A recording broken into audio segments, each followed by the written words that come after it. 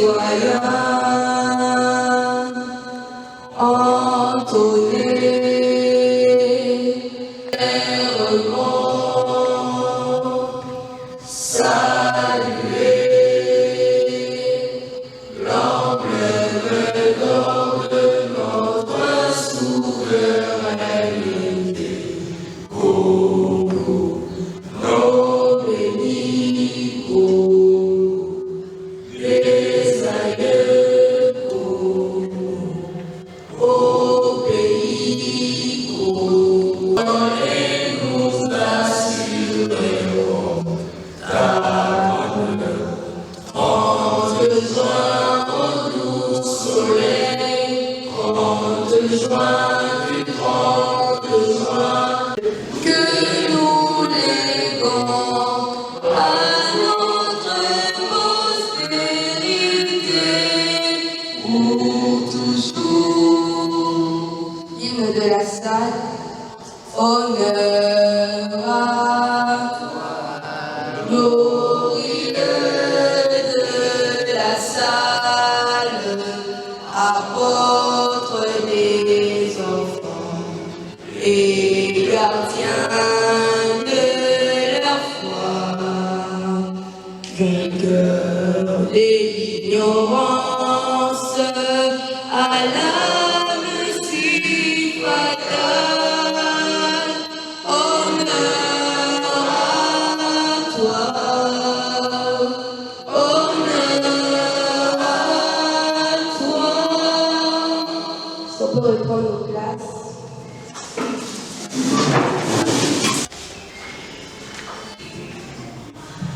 Bonjour, je vais faire le compte rendu de la séance plénière du 25 février 2023. Mandat parlementaire sur 30 existants. Notre invitée du jour était Madame Christine, qui est présidente des Mamans Lassadiennes. Comme thème exploité, la fille lassadienne face aux raisons. Suite aux questions posées par les différents honorables, voici en bref ce qu'aurait dit notre invité. Le téléphone est positif et négatif à la personne d'une fille. C'est à la fille que revient le choix, car on ne peut changer une personne qui ne veut changer. La fille est au centre de son éducation. On ne peut pas éduquer une fille, la fille s'auto-éduque, aurait dit Madame Christine. À travers le réseau, la jeune fille peut s'éduquer et éduquer son entourage. Enfin, on a eu à accueillir le frère Ayler, qui est archiviste des frères. Voilà, je vous remercie. Alors, qui s'encourt le compte rendu, voilà, de la séance passée, qui s'encourt, pour nous qui étaient là, parce qu'elle a eu un truc à faire sur le résumé, qui sont contre, qui s'abstiennent. Ok. Alors, nous allons passer au discours du président qui est l'ouverture. Chers présidents de nos écoles, chers professeurs, c'est avec joie immense qu'on a le plaisir de vous accueillir ici, au couvent de frères qui représente pour nous un endroit de démocratie, de libre parole. Ici où chaque élève a le droit d'exprimer ses plus profonds désirs, on peut que vous dire le bienvenu et vous accueillir chaleureusement. Je vous remercie. Est-ce qu'on peut applaudir s'il vous plaît? Alors nous allons passer à la présence des parlementaires. Je vais débuter avec le collège Saint-Georges. Nous avons l'honorable Moulin Mouat, l'honorable Kabeachi Demba, l'honorable Kazadi Kumba, l'honorable Kaidomo Ngia, l'honorable Kangoudia. Le collège Frère Luzolo, nous avons le collège de la salle. Donc veuillez nous excuser pour la liste, pour vos listes. Alors pour ceux qui ne connaissent pas le thème, si je peux rappeler le thème de ce jour. Le thème de ces jours, c'est la psychologie est-elle un moyen pour éradiquer l'indiscipline dans nos écoles. Et nous aurons comme invité le frère Sébastien, qui est aussi un frère psychologue. Donc nous attendons que lui.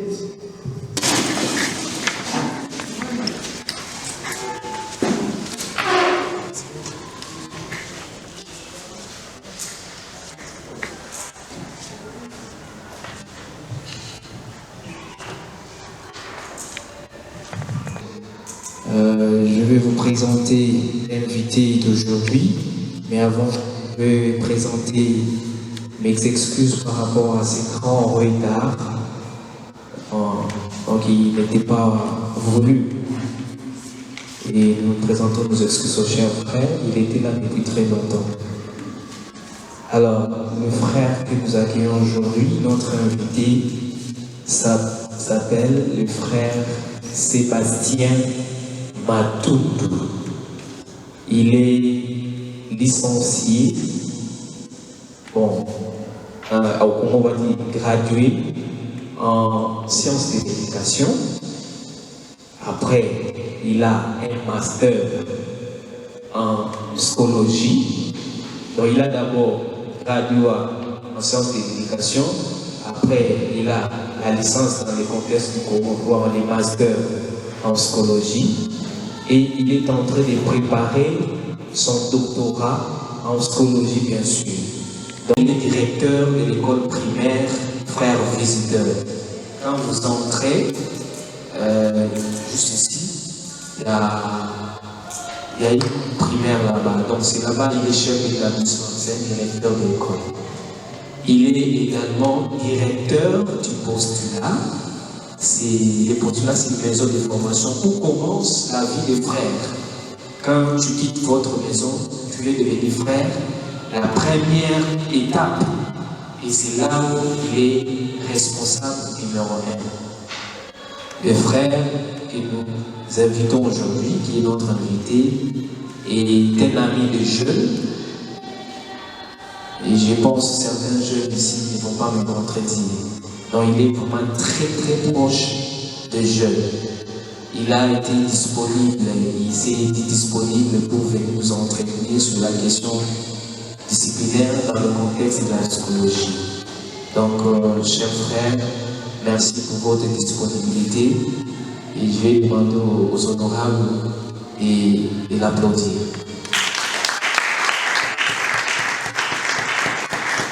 Voilà. Merci beaucoup et je vais laisser la parole aux membres du bureau pour la suite du programme.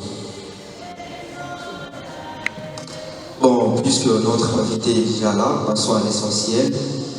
On va appeler respectivement nos écoles avec une question. On va faire comme à l'accoutumée, après les 3 questions pour ne pas perturber notre invité du jour. On va commencer par le collège Frère Kadim. Je suis l'honorable Messie Wado de la 4e année littéraire du collège Frère Kadim. On vous a présenté comme futur docteur en psychologie et partant de notre thème du jour, je voudrais vous poser cette question. Cher frère Sébastien, j'ose croire que vous êtes psychologue et que vous vous intéressez aux problèmes psychologiques des élèves. Est-ce que tout échec ou cas d'indiscipline est nécessairement lié à un problème psychologique? Merci.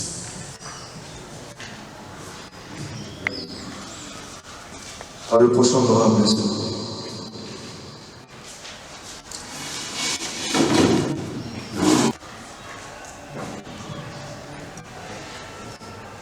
Cher honorable, chers invités, chers camarades, bonjour. Je suis Yann Chimbaya de la 3e humanité littéraire au collège Frère Kadilou. Et cher frère Sébastien, je viens vers vous car j'ai une préoccupation qui est la suivante. Pensez-vous qu'un enfant issu d'une famille divorcée, un élève qui reste chez ses grands-parents, chez une marâtre, une tante, etc., peut être meilleur sur le plan disciplinaire? Si oui, expliquez. Sinon, expliquez également. Et Dans le cas contraire, que pouvez-vous nous proposer comme remède? Je m'appelle Pierre de la 4e littéraire du collège général des Noirs. Ma question est la suivante. Pensez-vous que nous avons besoin des psychologues dans les écoles et pourront faire quoi?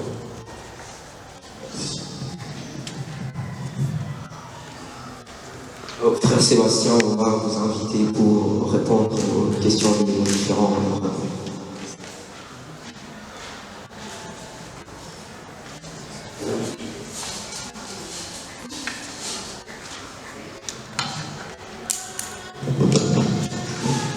Merci beaucoup, honorable président, de m'avoir donné la parole. Je vais rectifier quelque chose que le frère Michel a dit. J'ai le master en psychologie clinique et actuellement je prépare ma thèse en psychologie d'accompagnement. Et professeur aussi au collège de la Salle et au collège Frère Zolo. Pour répondre à la première question, il y a un honorable qui a demandé le cas de discipline et l'échec qui est lié au problème psychologique. Si oui, je peux m'expliquer. Vous savez bien que l'indiscipline, d'abord, c'est un enfant indiscipliné, c'est cet enfant qui ne respecte pas le règlement d'ordre intérieur. Et un enfant qui ne respecte pas le règlement d'ordre intérieur peut passer toute la journée, toute la semaine, ou même toute l'année à être toujours puni. Quand un enfant est puni, il rate le cours. Et maintenant, nous, comme psychologues, un enfant qui rate le cours va échouer à la fin. Maintenant, nous, les psychologues, nous allons savoir, nous allons entrer en profondeur pour connaître pourquoi cet enfant ici dérange. Pourquoi cet enfant ici ne respecte pas le règlement d'ordre intérieur. Et l'indiscipline peut amener l'échec. Ça peut être aussi un problème lié à la psychologie. Parce que quand nous allons appeler l'enfant, nous allons diagnostiquer l'enfant. Et le processus de la psychologie se base sur l'entretien et sur l'observation. Je peux entretenir avec l'enfant pour connaître l'enfant vit où. Quel est, en anglais on appelle ça background, quel est son passé, mais aussi l'environnement où l'enfant fréquente.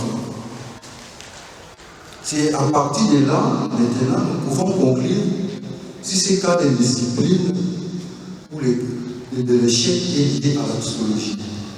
Vous pouvez voir qu'un enfant qui ne vit pas avec ses propres parents, un enfant qui est seul, parce qu'il y a des enfants qui vivent seuls, le matin ils se réveillent pour venir à l'école, son raisonnement et sa manière de faire seront différents à celui qui a ses parents ou qui a un tuteur. Problème psychologique. Je passe à la deuxième question de ce président, si vous me permettez. Vous avez dit meilleur du plan de discipline, afin qu'ils vivent chez les marâtres, chez les grands-pères, peuvent être meilleurs dans les disciplines. Je dirais oui, mais seulement que je veux savoir que l'enfant déjà, à partir du fœtus, est en contact avec les parents.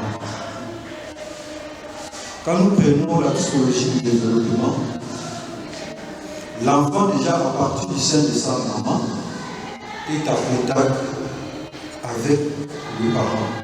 C'est pour ça que ceux qui regardent un peu les films romantiques vous allez voir que quand une femme est enceinte, il va voir le papa s'approche pour écouter si l'enfant respire, de temps en temps embrasser la grossesse de sa femme. C'est aussi une manière de communication. Et quand l'enfant va naître au monde, il va savoir que je suis ému dans cette famille. Et cela peut influencer sa manière de faire les choses. Un enfant où la maman a toujours des problèmes pendant la grossesse, cet enfant-là aussi va avoir des problèmes quand il va naître, quand il sera au monde. Ou un enfant qui n'a pas été accepté dans certaines familles n'ont pas voulu avoir un enfant. Et par erreur, ils ont tombé sur eux. Et la femme tombe enceinte. Parfois, certaines familles n'acceptent pas cet enfant. Et cet enfant, au niveau du fœtus, dans l'environnement, déjà fait la biologie, il va ressentir que je ne suis pas aimé. Quand il va naître, il va aussi explorer ou manifester certains comportements. Ou des enfants, la maman ou la famille cherchait seulement un garçon, et c'est la fille qui vient. Ce sont des enfants difficiles. Ça aussi, ça pourrait contribuer sur sa discipline à l'école. Et les enfants qui vivent chez les grands-parents, ça aussi, cela dépend des grands-parents. Certains grands-parents sont tellement, ils laissent tellement faire, ils veulent tellement leur petit-fils ou petite-fille. L'enfant peut grandir avec une légèreté à la maison. Quand il va arriver à l'école, il va... Mais aussi, un enfant qui vit avec des marâtres, ça peut s'expliquer en deux volets. La première chose, la marâtre va dire, ça c'est pas mon enfant.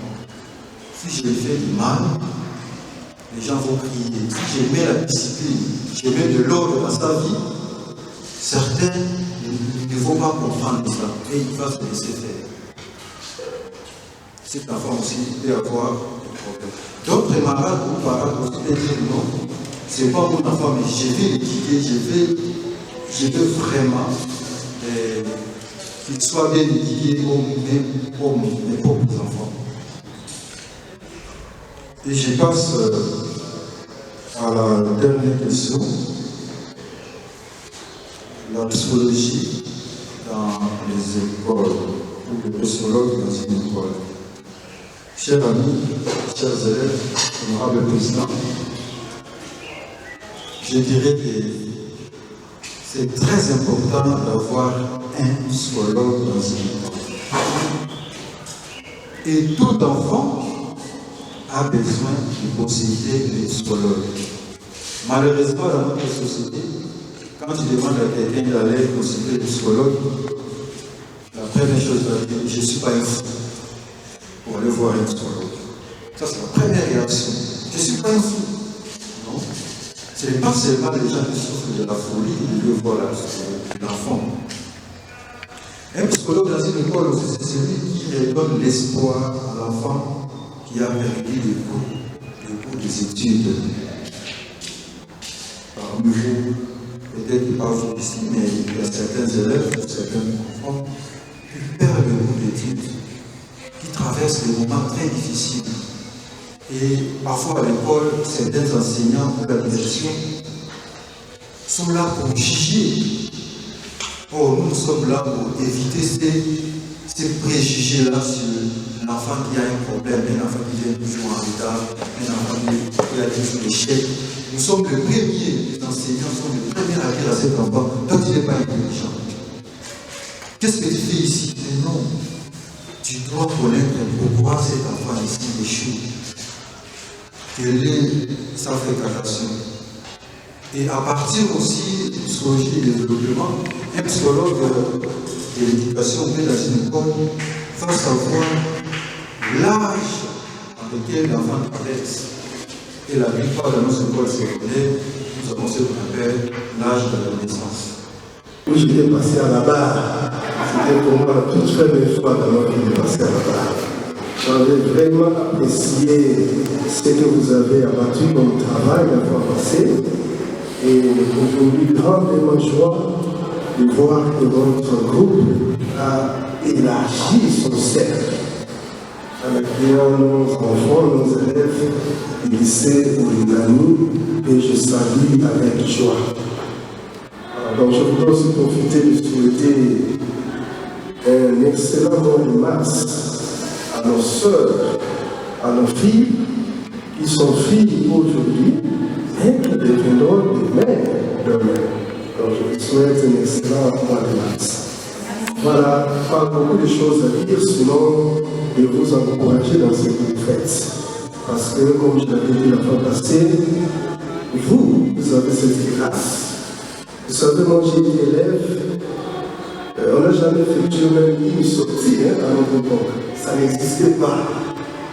Vous allez visiter, je ne sais pas, une usine. Nous n'avons pas fait ça. Donc vous avez beaucoup de motifs. Nous n'avons pas connu le téléphone portable. Voilà, vous avez tout ça. Donc, votre jeunesse vous offre beaucoup d'occasions que vous devez saisir en vue du bien. Voilà, chers membres du bureau, honorables députés, une fois de plus, grand merci et vous pouvez compter sur mes hommes de prière. Merci.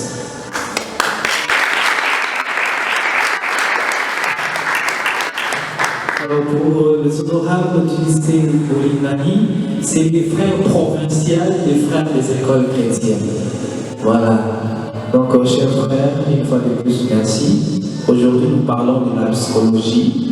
Et le frère Sébastien, comme vous le savez, le psychologue de la province du Congo-Kinshasa, ou d'ici du Congo-Kinshasa, est à la barre. Voilà. Merci beaucoup, chers frères. Maintenant, je vais au centre Saint-Georges pour parler à nos mamans qui sont là, parce qu'elles sont en train de fêter. Et vous savez, quand les mamans fêtent, nous aussi les hommes, nous profitons derrière les mamans. Merci. Au revoir.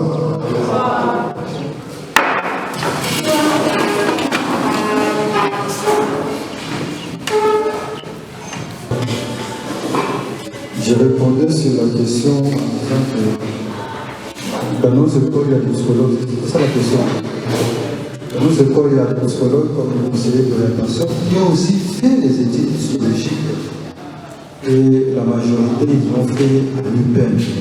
Ce sont des licenciés en psychologie. En tout cas, dans nos écoles nationales, les conseillers d'orientation, ils ont fait des études psychologiques.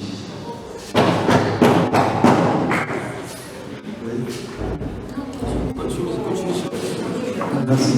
Donc, dans nos écoles nationales, les conseillers d'orientation, la majorité, en tout cas, si je vois à l'école à Lingua, les COCM psychologues, vous verrez aussi au niveau des Sousa, c'est lui qui était CO des EPKD, il a bien défini le CP, c'est un psychologue aussi. Je ne sais pas le niveau CO, c'est qui. Et même ici, au niveau de la salle, les gens là sont des psychologues, des CO qui sont là. Et à Saint-Georges également. Maintenant, la deuxième question, quand vous dites que est-ce que ces psychologues-là vont chez les élèves, là, pour l'interrogation. Mais aussi, et ils sont là pour observer le comportement. Soit aussi, ils peuvent aussi, les élèves peuvent être aussi recommandés chez lui. Par exemple, un élève qui dérange, un élève qui est insupportable, l'aider ou le professeur peut aussi demander au CO de suivre cet enfant. C'est à partir de là que le CO va connaître l'enfant et peut aussi suggérer comment éduquer cet enfant. Ou soit aussi des élèves aussi, vous pouvez aussi approcher le CO, le psychologue en disant que c'est le psychologue, le psychologue, moi je ne comprends pas. À chaque fois quand je viens, j'ai toujours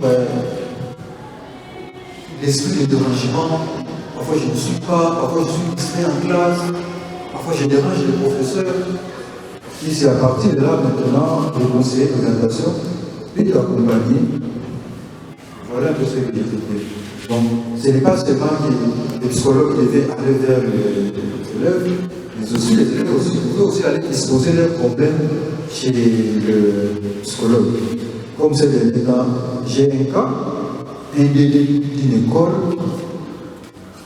m'a confié un élève.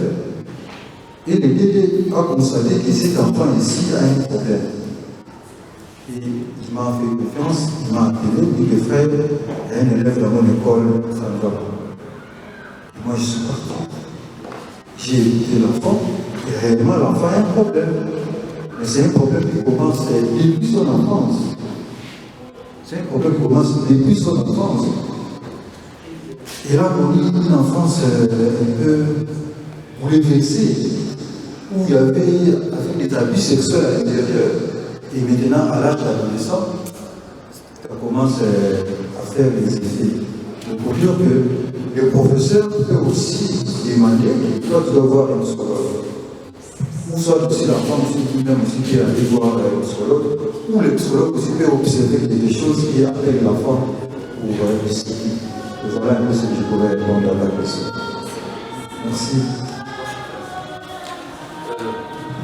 Avant d'accorder la parole à l'honorable qui me demande, je profite pour glisser aussi ma question, cher frère. Vous avez dit qu'on peut aller vers le psychologue, mais comment on peut aller vers une personne qui ne se déclare pas? C'est inconcevable. C'est inconcevable d'aller vers une personne qui ne se déclare pas, parce que nous, durant des années, on nous a dit que les CO étaient là juste comme conseillers du préfet. Nous savons qu'ils sont des conseillers du préfet. C'est leur travail. Mais on n'a jamais déclaré les conseillers comme psychologues. Je profite aussi pour accorder la parole à l'honorable Nawaj. Président, chers honorables, chers invités, bonjour. Chers frères, suite à ce que vous nous avez dit que les conseillers d'orientation sont des psychologues dans nos écoles, je suis curieuse de savoir si, étant donné qu'ils sont des psychologues, donc ils observent quand même le comportement des élèves, certains cas d'indiscipline. Donc je suis curieuse de savoir quels sont particulièrement les cas d'indiscipline observés dans nos écoles qui nécessitent vraiment un accompagnement psychologique.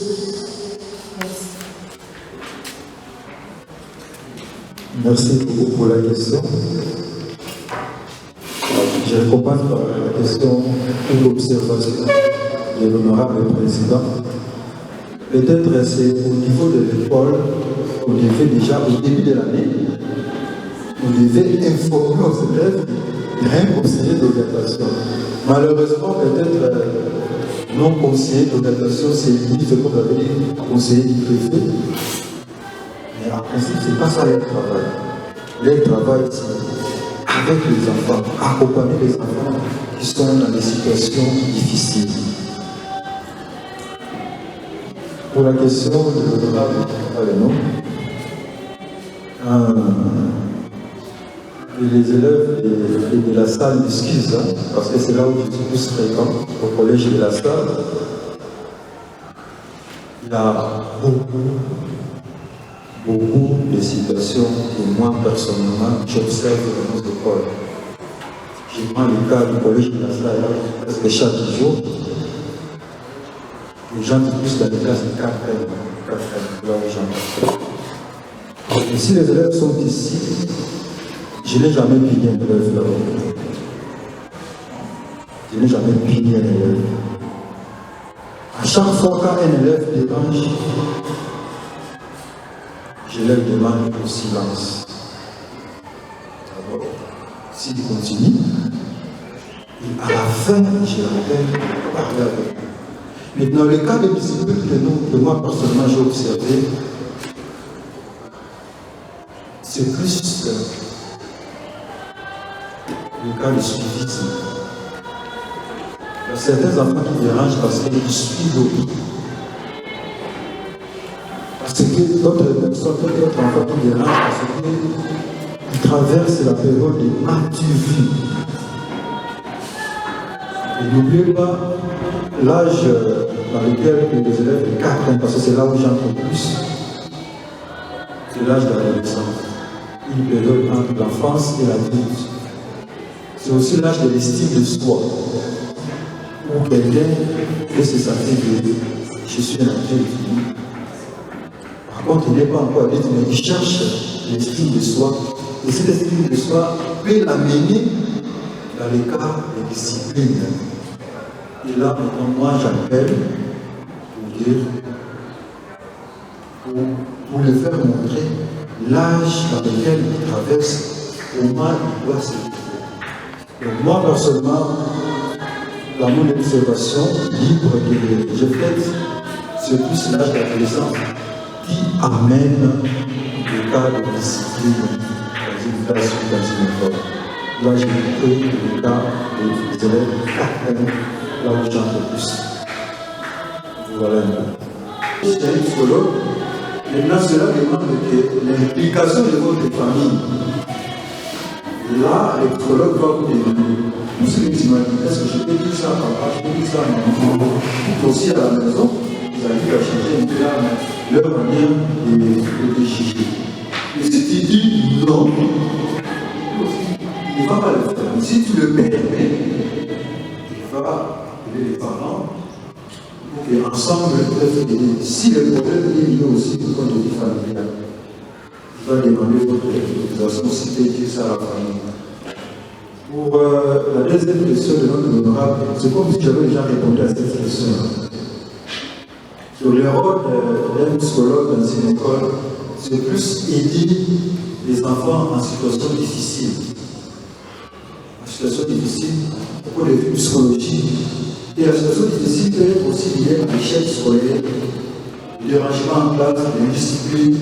Et le psychologue est là pour aider ces enfants. Voilà un peu ce que je peux répondre. Dans ces questions, 3 questions comme il reste des questions. Une question pour le collège frère de Zolo.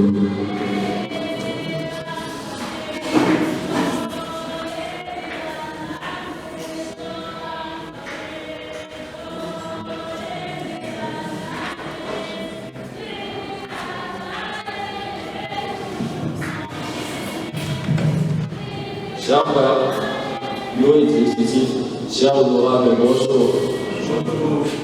Chers frères, quand vous venez de dire que l'ICO est considéré comme psychologue, donc sa mission intervient au comportement des élèves, alors que s'il faut voir dans nos écoles de règlement, il y a des comportements ayant trait à la psychologie qui, dans le règlement, devraient nécessiter un renvoi définitif, alors qu'il devait avoir un traitement de réalisme en cours avec le comportement avec le CEO. Merci, on va appeler l'honorable du collège Saint-Georges pour la question.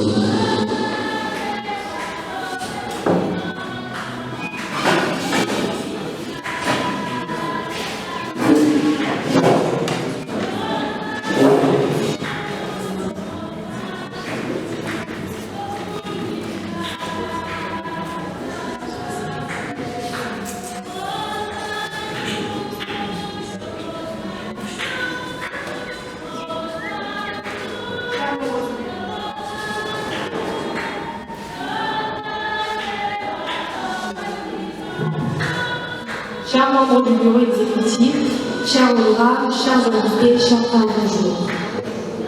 Cher frère Sébastien, ma question est la suite. Pensez-vous qu'il y a un rapport entre l'accompagnement psychologique et l'accompagnement spirituel dans la résolution de certains cas d'indiscipline? Je dis. Je ne peux pas poser de regarder à une élève par exemple. Alors, une élève qui préfère devenir médecin, mais pour savoir l'orienter l'enfant, nous, en orientation, l'orientation professionnelle précède l'orientation scolaire. Donc, avant de choisir la section, vous devez connaître l'enfant veut devenir qui, quel travail il attend dans l'avenir. À partir de là, vous allez chercher la section qui convient. Ce n'est pas en terminant des études que l'enfant va dire non, moi je veux devenir journaliste. Moi je l'ai fait par exemple maths. Il doit être préparé par les conseils d'orientation comme nous appelons le site terminal de base, c'est là où il doit être préparé. Donc nous aidons les élèves à faire des choix de section dédiée, tout en tenant compte de leurs capacités intellectuelles, goût et intérêt. Donc la première est la section qui peut faire. Deuxième mission, c'est l'encadrement, comme l'orateur du jour vient de parler. L'encadrement est soumis les cas d'inadaptation. Les élèves qui ont des problèmes à l'école, qui ont des difficultés, c'est le conseil d'orientation qui doit adresser ces élèves-là. Ça doit m'étonner, comme les collègues viennent de dire, les conseillers d'orientation comme les conseillers chefs d'établissement. Non! Les conseillers d'orientation, c'est d'ailleurs on nous appelle des avocats. Nous nous demandons les cas des élèves à l'école. Et un conseiller d'orientation ne peut pas être invisible. Il est toujours présent à l'école. Et c'est le conseiller d'orientation est à la porte pour recevoir les élèves, pour voir le mouvement des élèves. Les élèves arrivent chez toi en retard. Il doit être interpellé par le conseil d'orientation. Pourquoi tu viens chez toi en retard? Tu dois connaître les élèves. Et puis, nous faisons aussi les observations. C'est l'observation. Le conseil d'orientation est appelé aussi d'entrer dans une salle de classe. Quand le conseil d'orientation n'enseigne pas, quand il entre dans une salle de classe, il se met derrière. Il doit voir, il doit observer les élèves et les professeurs. Comment le professeur enseigne et comment les élèves réagissent. Il y a des élèves là qui dorment, il y a des professeurs là qui se fâchent. Alors, s'il y a un cas, après le cours, le conseil d'orientation doit inviter. Il vient interpeller le professeur au bureau. Vous voyez qu'à votre cours, il y a beaucoup d'échecs parce que la manière de transmettre vos enseignements ne convient pas. Vous pouvez changer de méthode. Ou bien un élève, quand le professeur enseigne dérangé, le conseil d'orientation doit inviter ces élèves après la leçon. Toi, tu le mets pendant que le conseil enseigne. Aussi, peut-être qu'il n'est pas fort à l'anglais. Il n'est pas fort à l'anglais. Mais pourquoi tu le mets? L'élève doit s'expliquer. Par exemple, hier, nous avons passé la nuit au DEL. Tu le mets par exemple vers 21h, 22h, c'est très difficile.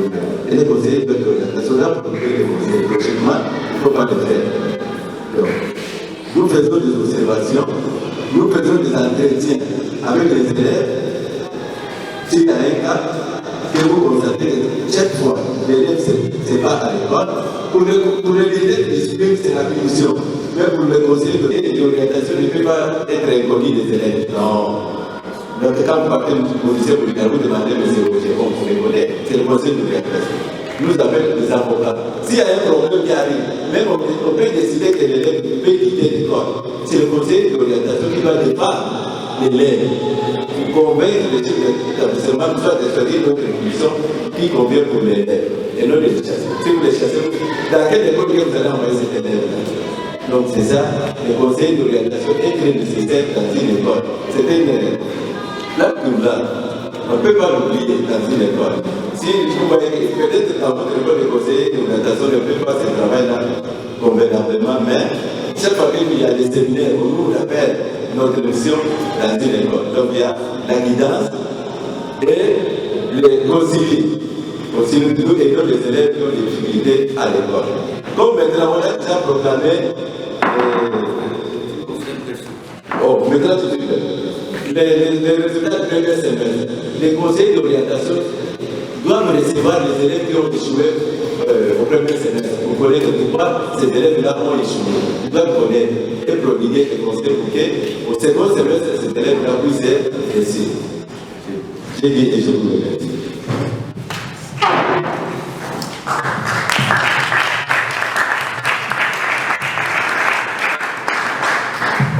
Bon, je réponds au nom de l'élève Jumani Takelian. Je viens du lycée Bonigani et je suis présidente du gouvernement du lycée Bonigani et je suis en 6e des humanités, nouvelle appellation 4e des humanités scientifiques. Bon, ça a été pour moi une première expérience, je pourrais dire, la première fois d'assister à la séance plénière d'élèves, la salienne. Bon, j'ai vraiment aimé et c'est vraiment une très bonne initiative pour les élèves. Nous, élèves, et j'ai vraiment apprécié et je souhaite que j'aimerais que les écoles aussi franciscaines, nous aussi, dans les jours à venir, qu'on organise aussi des trucs genre de séances pareilles. Et j'ai vraiment aimé et je les encourage encore plus d'aller plus avant et de ne pas seulement s'arrêter ici et de poursuivre encore leurs objectifs. Et c'est un peu ça. Et nous sommes des invités, nous sommes du lycée de Lingani. Nous sommes venus assister au parlement des élèves des écoles lasalliennes. Nous sommes vraiment heureux, très contents de voir l'organisation. C'est une bonne initiative. Ça réunit les élèves de différentes écoles. Et ici, ce que nous avons senti, que les élèves s'expriment librement, les élèves parlent. Chaque élève parle de leur école, tout ce qui se passe. Ce n'est pas pour nuire l'école, c'est pour améliorer. Nous aussi, les invités, quand nous allons rentrer, nous sommes du lycée de Lingani, nous allons encore proposer cette bonne initiative à notre sœur préfet, que nous puissions encore avoir cette organisation de parlement des élèves qui réunit nos élèves de différentes écoles, où les élèves s'expriment librement et pour la bonne marche de nos écoles. En tout cas, l'organisation nous était bien accueillie. Nous avons suivi les débats, les échanges et même les cocktails qui s'est fait. En tout cas, nous sommes très contents et nous rentrons avec une bonne appréciation de votre organisation. Nous vous remercions. C'est M. Roger, conseiller d'orientation du lycée de Lingani. Bonjour, je me présente, je suis le président du Parlement, Zenoula Chizouni, du collège Saint-Georges. Par rapport à la séance plénière d'aujourd'hui, c'est avec satisfaction qu'on a fini notre séance plénière. Tout s'est très bien déroulé. Je profite pour remercier aussi le frère visiteur Pichukula. Vraiment, nos grands remerciements pour cette occasion qu'il nous a offert. Et puis, nos invités du jour, le lycée Bolingani, merci pour avoir répondu présent. Je vous remercie. Bonjour à tous, moi c'est l'élève Zaboussou Tété du collège Frère Lingua en 4e des humanités littéraires. Aujourd'hui, nous avions eu notre dernière séance plénière pour cette année, mais une séance qui s'est bien déroulée parce que nous avions reçu nos amis du lycée Bolingani. C'était vraiment quelque chose de bien, on a eu à partager le sujet avec eux, on a débattu, on a posé des questions et on a eu à répondre, c'était vraiment quelque chose de bien. Et je tenais aussi à remercier notre cher frère visiteur pour cette grande visite qu'il est venu nous faire aujourd'hui. Merci. Bonjour, je suis l'élève Nsimire Penda Nogloire du collège Frère Luzolo en 4e année des humanités littéraires. Je suis la vice-présidente du Parlement. Aujourd'hui, nous avons eu notre dernière séance et c'était une grande réussite. Je dis vraiment merci aux frères visiteurs pour cette séance, pour tout, parce que ça nous a aidé dans beaucoup de choses, à découvrir de nouvelles choses. J'ai dit merci au nom de tout le monde. J'ai dit aussi merci au frère Michel. Je vous remercie. Bonjour, je m'appelle Somongala Gabriela, je suis élève de la 6e littéraire A du collège Frère Zouza. C'était une expérience vraiment magnifique de pouvoir faire cette année le Parlement lasalien, de participer en tant que parlementaire honorable. Je remercie le cher frère visiteur de nous avoir donné cette opportunité aussi spéciale de pouvoir réunir tous les élèves de différentes écoles, Saint-Georges, Alingua, Zouza, de la Salle. C'était vraiment une expérience vraiment exceptionnelle qui sera gravée dans nos têtes. Et nous tenons tous, en tant qu'élèves du collège Frère Zouza, en tant qu'élèves d'Alingua, de Dieza, vous dire un très grand merci et de continuer ces œuvres. Merci beaucoup.